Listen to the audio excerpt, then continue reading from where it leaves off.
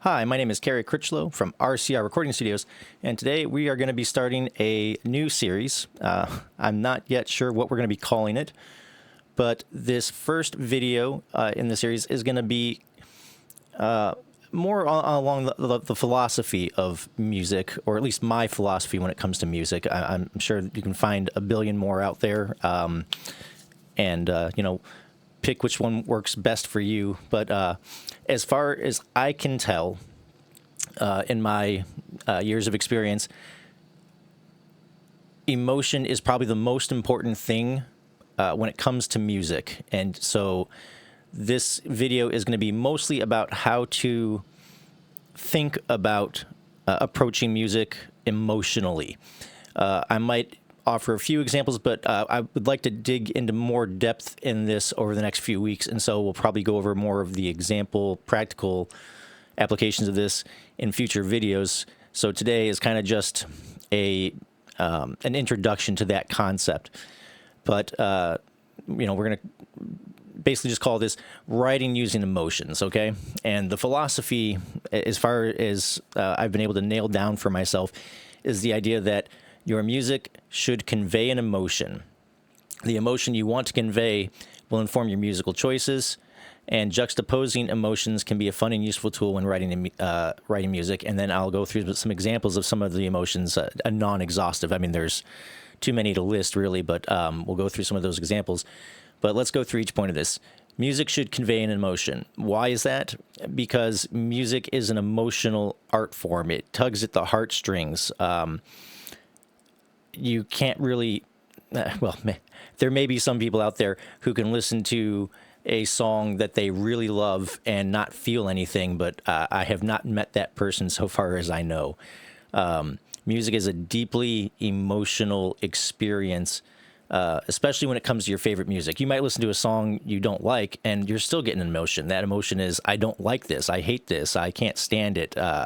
Maybe you're disgusted by it, I don't know, but music should convey an emotion. And in order to, as a writer, in order for your song to convey an emotion, you have to have an emotion to convey. If you don't have an emotion to convey, your music, your listeners will never feel the emotion, will never connect to it. And so you want to be, when you're writing music, you want to approach it from kind of asking the question, what kind of emotion am I trying to give my listener? What do I want them to feel? And in order for them to feel something, you have to give them something to feel. Now, the emotion you want to convey will inform your musical choices. This is everything from the lyric and melody choices, chord progressions, to the type of instrumentation you're using. If you're writing something angry, maybe you're using distorted guitars. If you're using something quiet and introspective, maybe you're using like an acoustic guitar, finger-picked or something like that. If you're using something dancey, maybe you want to use some synthy instruments. There's just the emotion you want to convey is going to inform all of these choices. How fast your music is, how slow it is, the kind of lyrics and melodies you want to put in there, and the instrument choices. They're all going to kind of come from the emotion that you want to give your listeners, and that's going to kind of inform all of your musical choices going forward.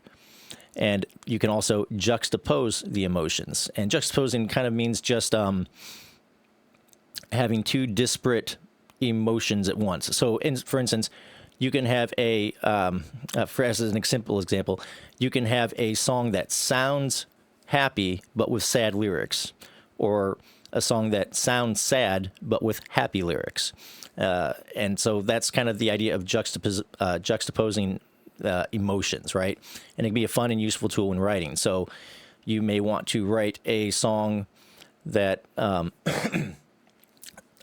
don't know, sounds angry, but it has a message of peace behind it, or something along those lines.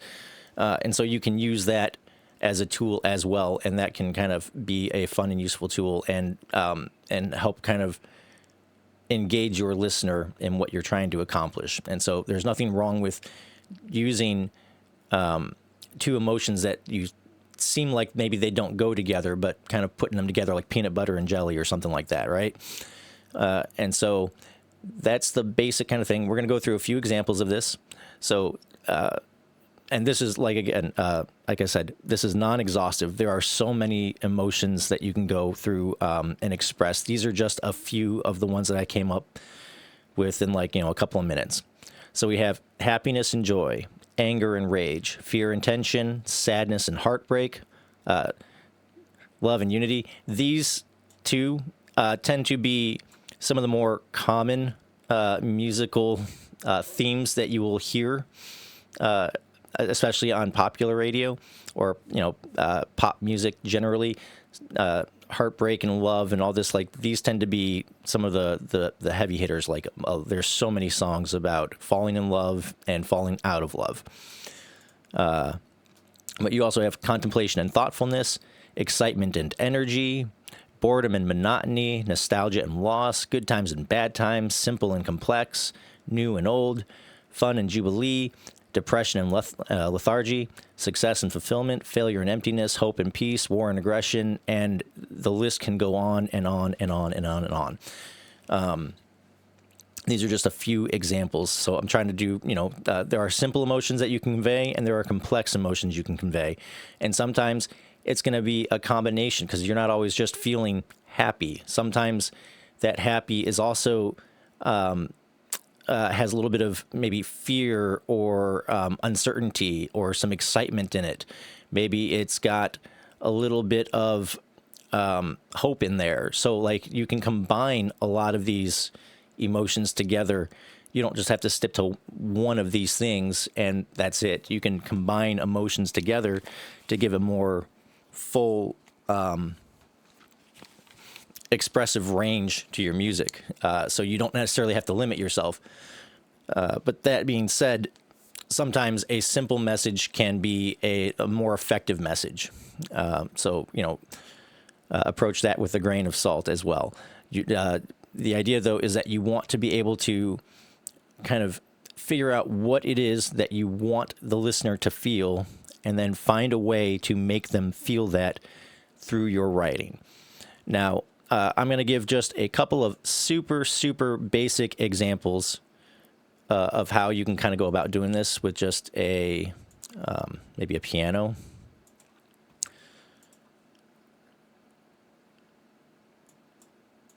And then we're going to get into more of these examples later as this, over the next few weeks about some of the more, complex things. But as a starting point, at least we can say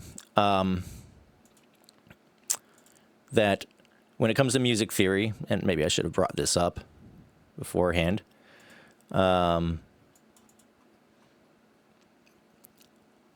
so in the key of F, since we already have it up here, you have major chords and you have minor chords. The chord degrees 1 through 7, or 8 here, but 8 is the octave. It's the same as the 1. You have these various things, and you have also these down here, these triads and sevenths and things like that, which we'll get into. But for right now, we're going to keep it super basic. And you can kind of think of it this way. A major chord is going to sound kind of happy, for lack of, in simple terms, you can think of it as a major chord is going to kind of sound happy, and a minor chord is going to kind of sound sad. And so we can, use F here.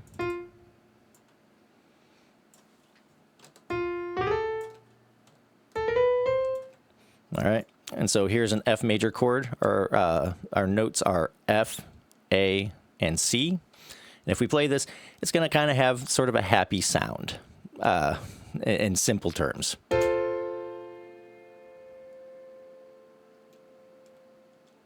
All right. Now, if we were to make this minor, we would take the third and bring it down by half a step. And so this A becomes an A flat or a G sharp, depending on what key you're in. But now we have an F, an A flat, and a C, and now this is an F minor chord, all right? And if we play this, it's going to sound just a little bit sad.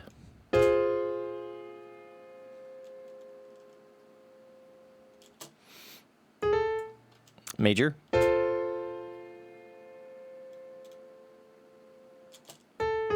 minor.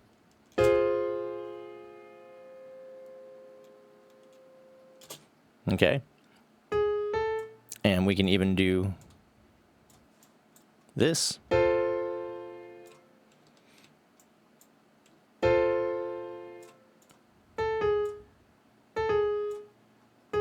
And I'll play it. So it's going to go F major, F minor, F major, F minor. And so it should kind of feel happy, sad, happy, sad, in simple terms. This is very basic, but you got to start somewhere, right?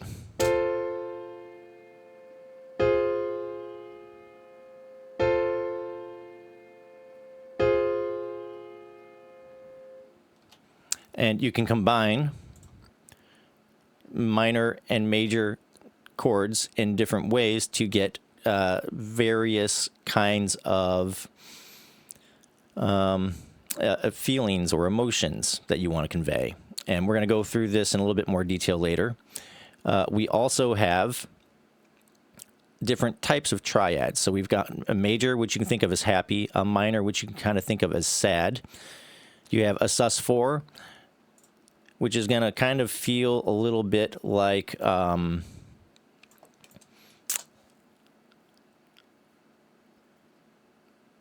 what's a good example here?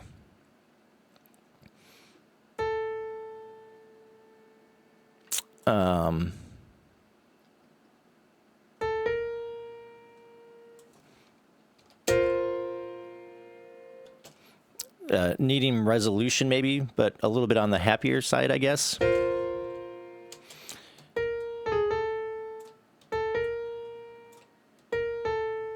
Okay, so now we're going from an F sus4. We're suspending the fourth, we're suspending the third to the fourth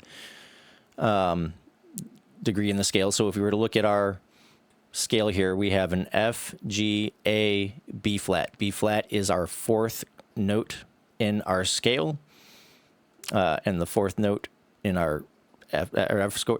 So we're taking an A and we're suspending the 3 to the B flat. That's what's happening. And so we're going between a sus4 and a regular F major. And this is what that would sound like.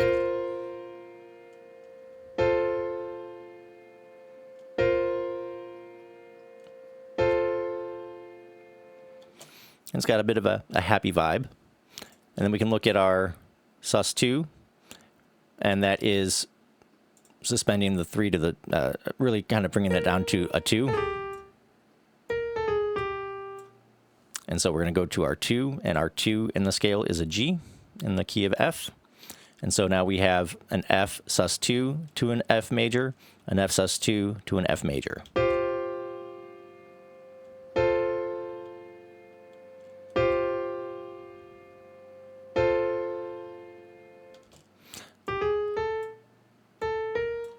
You can have an F major to an F sus4 to an F sus2 to an F major again.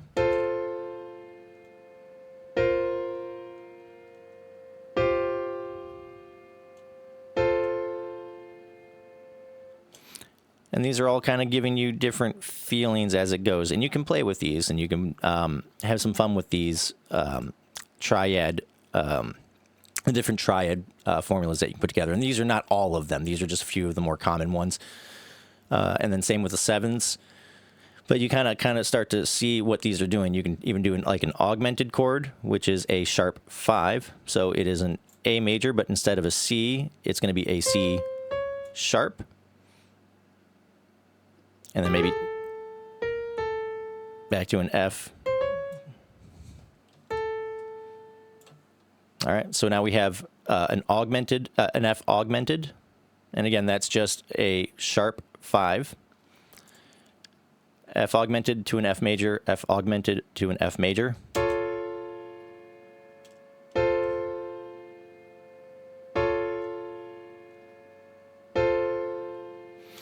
And so you're creating tension with this augmented 5, and then you're resolving it with this F major.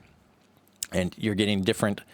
To me, an augmented gives a little bit of a feeling of tension, but maybe also some excitement there too, perhaps. And you can, to a degree, some of this is somewhat subjective, but you can use these concepts to kind of create the emotion that you feel from it. Right? Just a little bit of tension, and then release, resolution, right? With the diminished, you're going to have a flat third and a flat five. And so our major, our F major becomes, our third, our A comes down to an A flat because we're flatting that. And then our C will come down a half step to a B. All right. And so here would be a diminished F to a major F. And then we'll do that as well. So diminished to F major, F diminished to F major.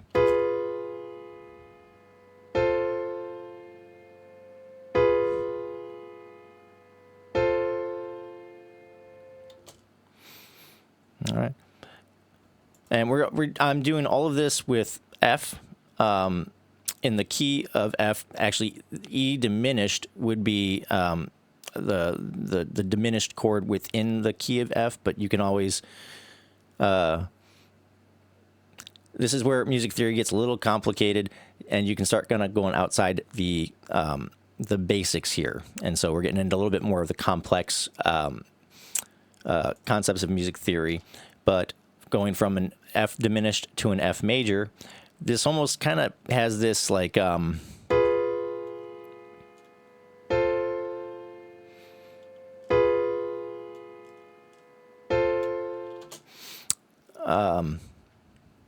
don't know if playfulness is the right word, but it almost has this like whimsy kind of sort of thing going on, and then resolving to the F. But I mean, the chord that comes after can also create some different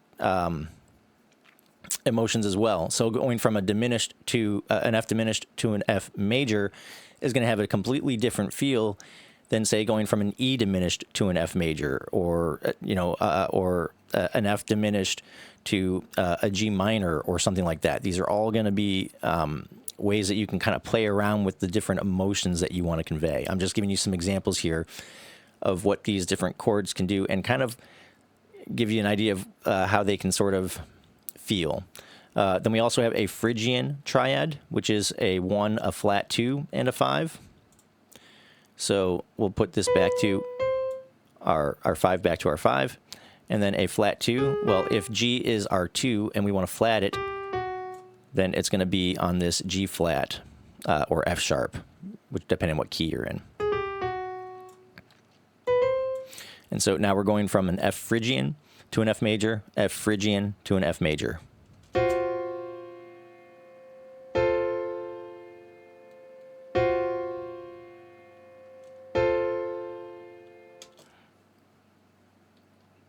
And this is given kind of some uncomfortable vibes here.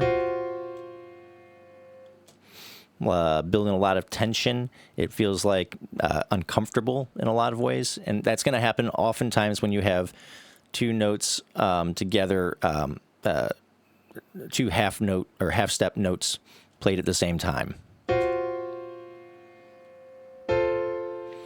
Now, you could also move this F sharp or G flat up an octave, and it'll give a completely different vibe.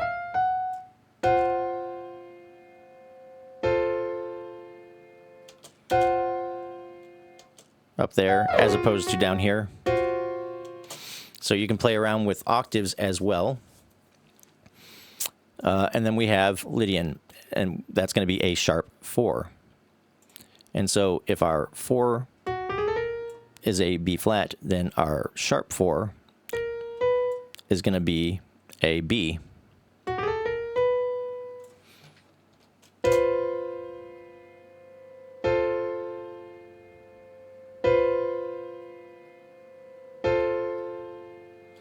And it has a completely different vibe. And again, there's a lot of tension, but it's a different type of tension than when it was on this flat 2.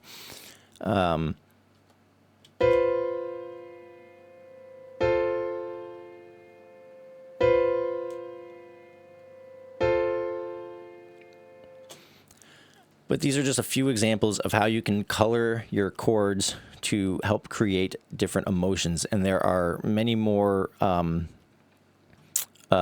triads that exist out there than just these. These are just a few of the common ones.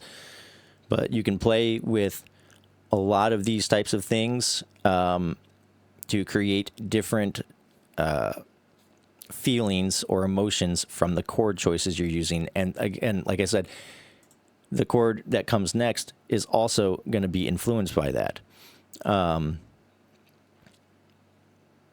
So like if we weren't going to an F major here, if we were going from an F Lydian, for example, to maybe like a C, I have no idea if this is going to sound good or not, but just as an example, this is a C major chord with a C, an E, and then a G in the bass.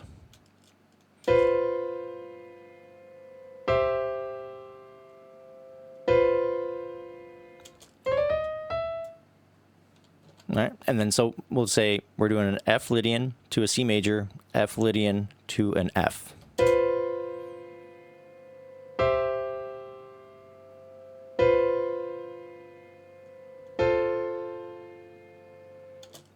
And so this chord here also is going to help build into the emotion, the feeling that you're trying to convey, and you can have a lot of fun with this kind of thing, right? And these are just chords. We haven't even gotten into melody or instrument selection or any of this kind of thing yet. We're just talking strictly about the kind of chords that you can kind of put together and the emotions they bring. We're also going to cover just a few more of the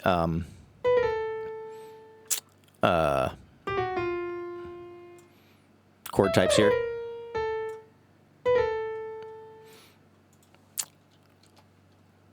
We're going to look at what these sevenths sound like and how they can kind of also create things. And again, these are not, neither of these are exhaustive lists of all the seventh chords that exist or the triads that exist. You can kind of experiment. You can look through, and we might cover other types of triads as well. But we're just kind of going through some basic examples here of how you can kind of create chords and structure them together in a way that conveys certain emotions or feelings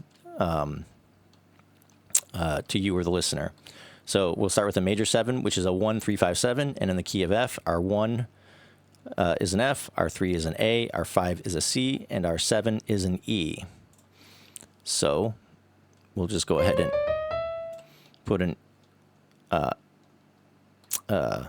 E in there, and so we'll have an F major 7 to an F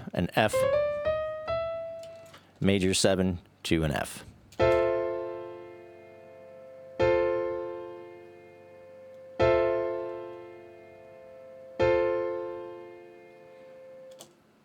And that creates an entirely kind of different vibe. The F major 7, adding this E on top of this F major chord, gives it kind of a thoughtful melancholy almost, or I'm not even sure what the right emotion is, but you can kind of you feel it, right? And then when we go to the F major without the the 7 in there, it feels resolved again, like we're back to normal.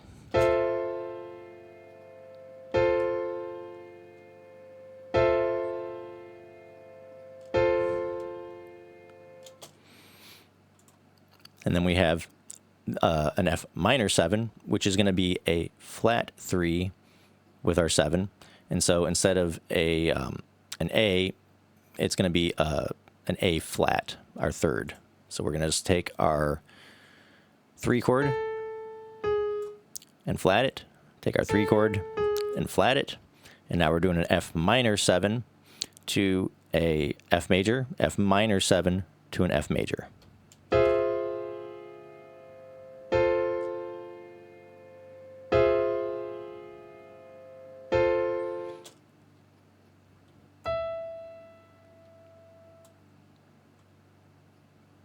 Oh, I think this should also be flat here.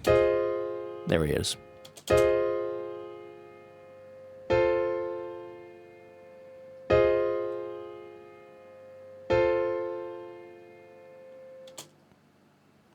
Okay, so that's our F minor 7. Then we have a dominant 7, which is a 1, 3, 5, 7, flat 7, rather. So we just move these up and keep that there. It's flat 7, or the dominant 7 instead of the major 7. E flat, or D sharp, depending on what key you're in.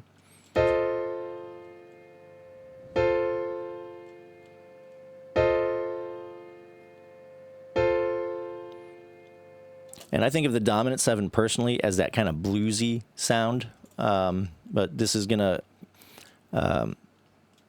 have a different feel. A dominant 7 is going to feel different than a major 7. So we're going to do a dominant 7 to a major 7, dominant 7 to a major 7. Oh, I'm going to keep that C in there.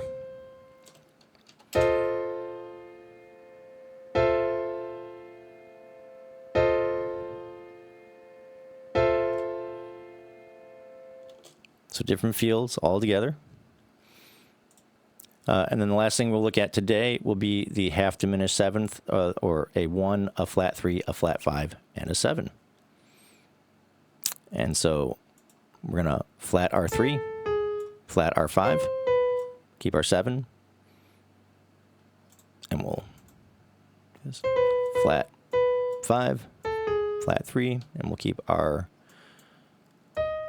7.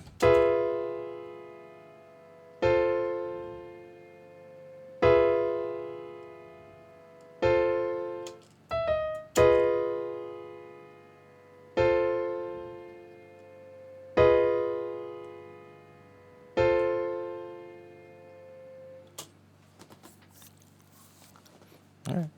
And so you kind of get the idea, hopefully, about what the different types of chords can do to color and create different emotions.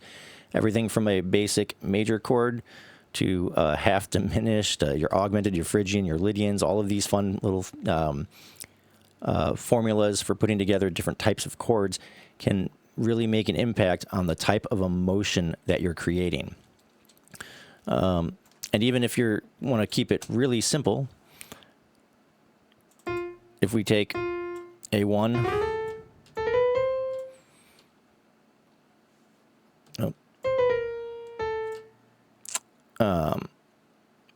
and then a 6, which in the key of F is a D minor. So we'll do we'll keep the F there, keep the A there, and then we'll move that to a D. So this is an inverted D minor chord, D, F, and A. And we're going from a 1 to a 6.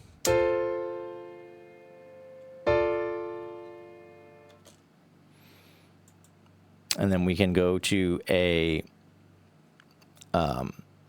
4 and a 5. So we have a B flat,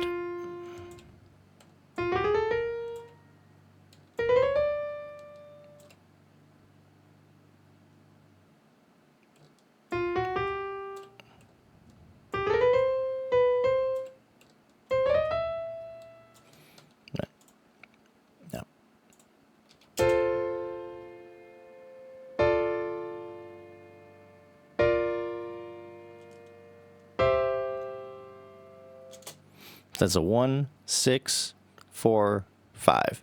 And you'll probably hear this a lot in like classic rock, like 50s or 60s rock and roll.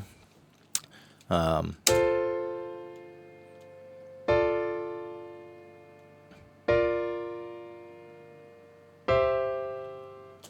these are basic triads, majors and minors that we're putting together, and they're creating kind of a vibe, right? And so the different types of chords, the different choices you make are going to have different feelings associated with them.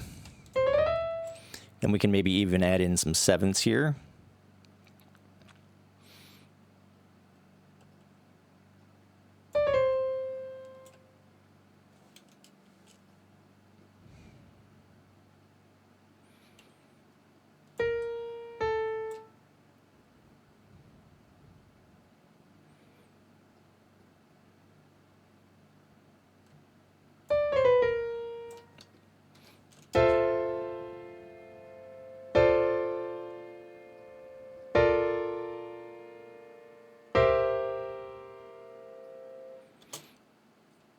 and it creates almost kind of an entirely different vibe just by adding in the sevenths. And so the note choices are going to really affect the kind of feeling that you're conveying to your listener. And that's kind of the whole idea behind this, is to show you that the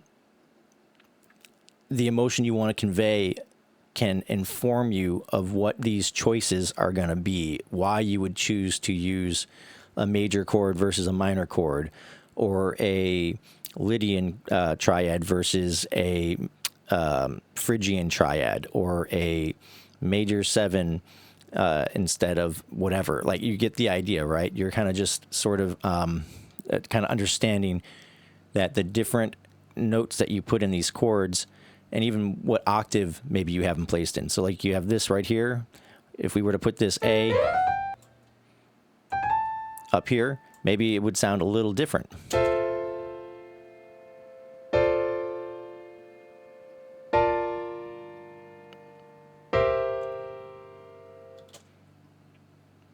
And maybe we can even add in a G there, because this kind of feels like it wants to resolve back down to that G.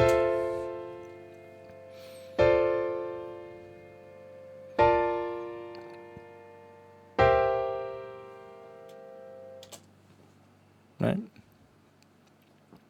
And so you can really start stacking these things together to create different emotions. And this is the same simple chord progression, that 1, 6, 4, 5. We're just adding in a few sevenths and some things, and it has kind of a whole new vibe, a whole new emotion that you're conveying with it. And so these are things to keep in mind when you're writing your music, is what is the emotion I want to convey, and how can I use the notes, the chords, the instrument choices, the lyrics, the melody, everything. How can I combine all of these things in a way that is going to get me that feeling that I'm trying to convey? And in the future, we're going to go over more details on the types of emotions that you can express, and how to go about using your choices to express them, right? But the takeaway from this video is, when you're writing your music, keep the emotion that you want to convey in mind, because that is going to inform your choices as you're writing the music, from everything from the chord choices to the melody to the instruments. Everything kind of stems from the emotion that you're feeling, and trying to convey that to your listener. And then, as this is going on, as you're producing and as you're doing all this, you're asking the question, does this sound good to me? Is it giving me the feeling that I want to give others? If it's not giving you the feeling that you want to give others, then you can change something. You can move things around. Nothing is ever set in stone. You can always move a note or change things. There's you can think of it as like a process, right? You don't have to get it the first time. You can always experiment and try different things out until you get what you want. And that's kind of the beauty of music, and exploring the possibilities of how you can get to where you want to get. And so, anyways, I hope that this video has been helpful.